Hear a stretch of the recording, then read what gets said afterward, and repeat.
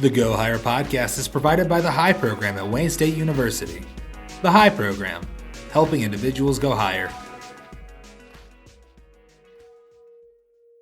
Hello, everyone, and welcome to the Go Higher podcast, where we take on the tough and relevant subjects in everyone's lives and provide insight on how to respond, resolve, and re-inspire yourself and those around you. Mental health in college students has thought to reach the level of a crisis because of the stark increases in number of students suffering from mental disorder. The reason for such an increase is still being speculated, but there are more than a few hypotheses. Compared to previous generations, our generation has a significant lack of stigma around mental health, especially among college students. There has also been an increase in mental distress among college students. The stark increase in mental disorder in college students began in 2011 and is more likely to be caused by cultural changes rather than changes in the economy or genetic factors. The Garrett Lee Smith Act is a federal funded suicide prevention program that has given hundreds of millions of dollars to counseling centers nationally since 2005.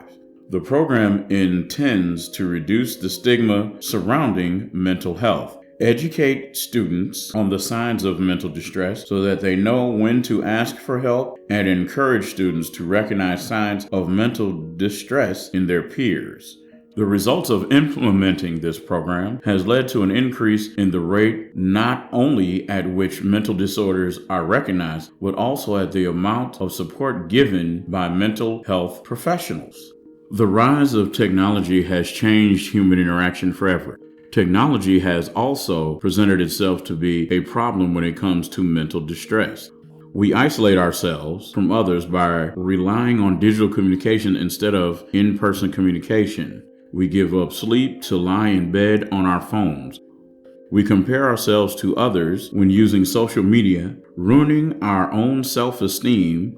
We're increasing our own mental distress at a time in our lives when we're most likely to see the emergence of mental disorders. 20 to 25-year-olds. Not only do we have the problem of technology, but we also have a new source of anxiety that generations before us have not experienced. Along with anxiety from student loans and school shootings, the dramatic increase in mental disorder among young adults from 18 to 25 years old has not been mirrored by other older adults because they haven't had to deal with the same problems. That sound means the keyword of the day, neurotypical.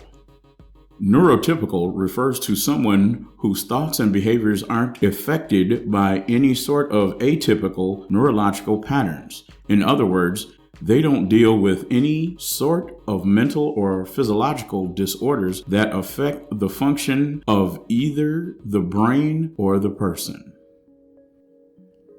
Getting through college with a mental disorder is incredibly exhausting. Mental disorders aren't a phase, but rather something that you have to learn to live with while you're also trying to figure out how the world works. There is no waking up one day to a brain that's suddenly neurotypical. Understanding how to live with a mental disorder is difficult, especially when it's something you haven't dealt with before. Letting other people know about your mental disorder is your choice, but you have to make sure you're prepared to deal with the ignorant and arrogant responses.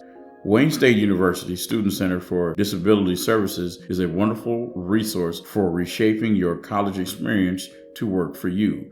The Student Center for Disability Services, SDS, works with CAPS, Counseling and Psychological Services on campus. CAPS can help you obtain an official diagnosis if you don't have one. Also, the SDS can even give you reference sheets for websites that can determine your diagnosis. At the SDS, you'll work with a specialist that will help you figure out how to arrange your courses to ensure that you have everything you need to succeed.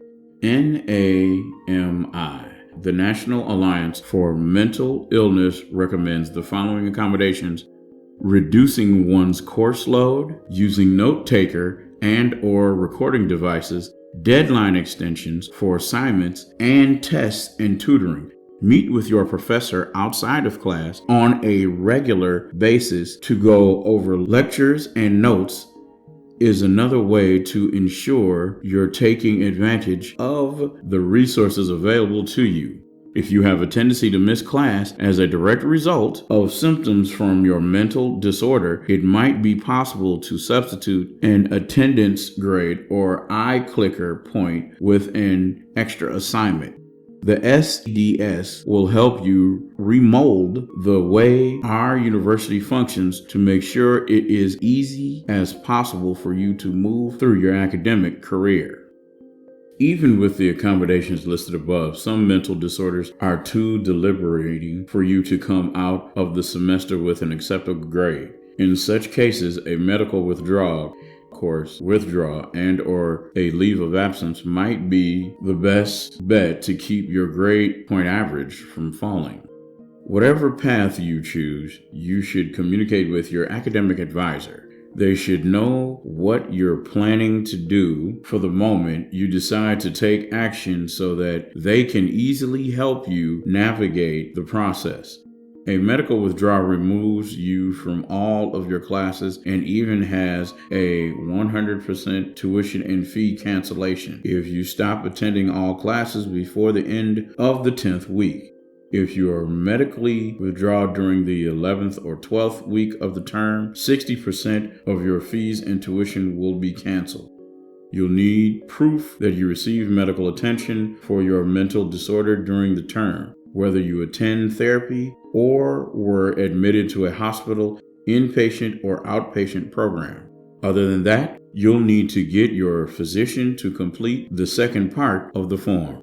If you feel like withdrawing from just one class would make it easier to navigate college with your mental disorder, you will receive a withdrawal pass, withdraw, fail, or a withdrawal that proposes that you either never attended class or there were no grades to put in the system at the time of your withdrawal. While the status of your withdrawal is decided by your instructor, it doesn't hurt to try and make a case for a withdrawal pass. Withdrawing from a course resulting in a lack of credits and retaking the course if it is required for your degree. Although it is quite rare, the instructor can deny your request to withdraw from a course, at which point you should take the situation to your academic advisor and the dean of the college. There are a number of negative consequences that come with a withdrawal. Your satisfactory academic progress will decrease. A withdrawal will appear on your academic record and may affect graduate and or career opportunities. If you drop courses and end up below half-time, you will require to repay a portion of your aid back to the university or make payments on your loans. You'll also still be charged for the course you withdrew from if you don't withdraw before the university-wide deadline.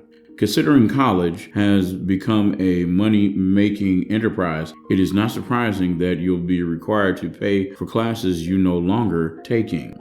It is important to mention that if you withdraw for one or more courses or even take a semester off to get yourself back in order, it's nothing to be ashamed or feel guilty about.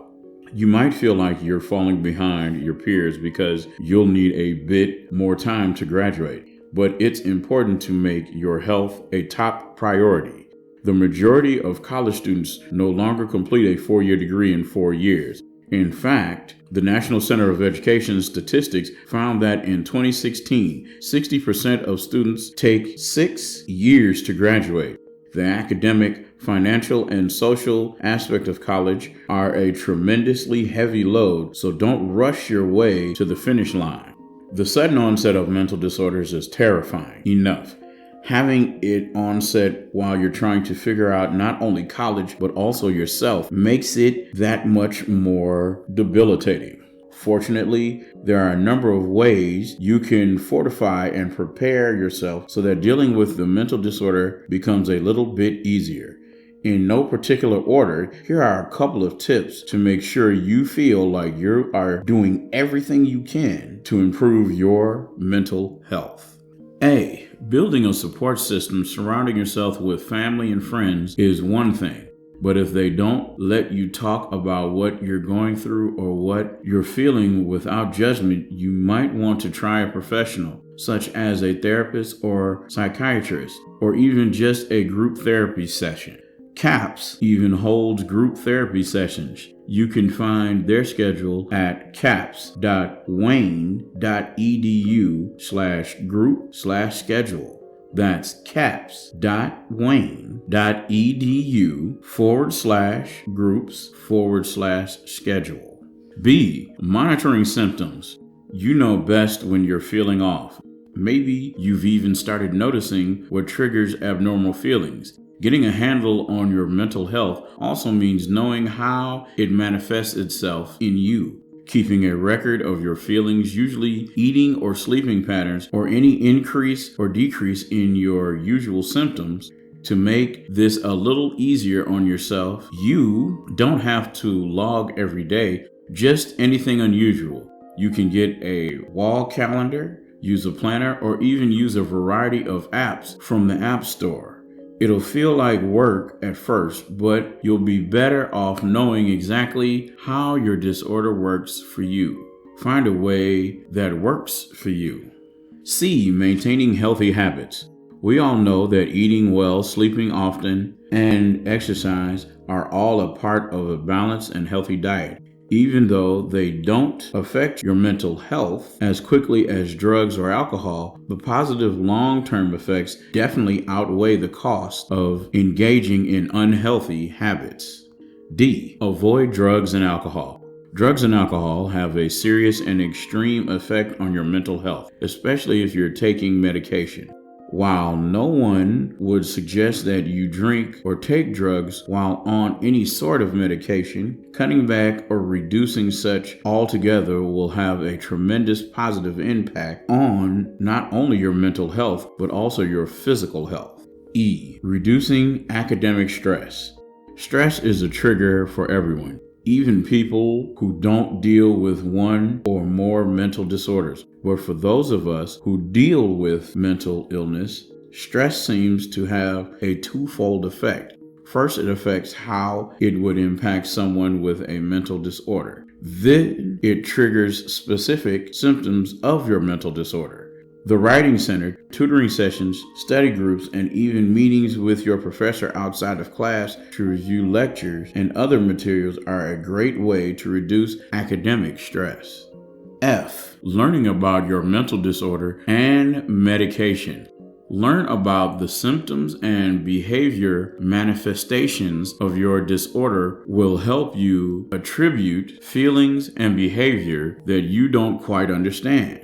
This will help you figure out who you are, what your disorder is, and how the two are intertwined.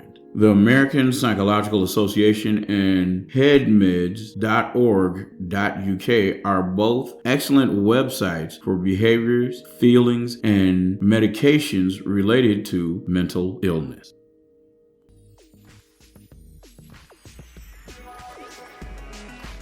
College can be difficult, but for some students, financial issues can make things impossible.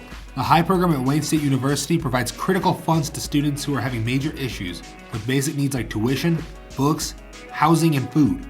It's amazing, but just a few $100s at the right time can save a student from dropping out or from being homeless. Students should not have to decide between basic life needs and finishing their education. The HIGH program has connected hundreds of students with these basic needs and provided a light at the end of the tunnel for what amounts to the most difficult period of their young lives. If you would like to help, donations of any amount are welcome, and you can find all our information on highprogram.wayne.edu or at WSU High Program.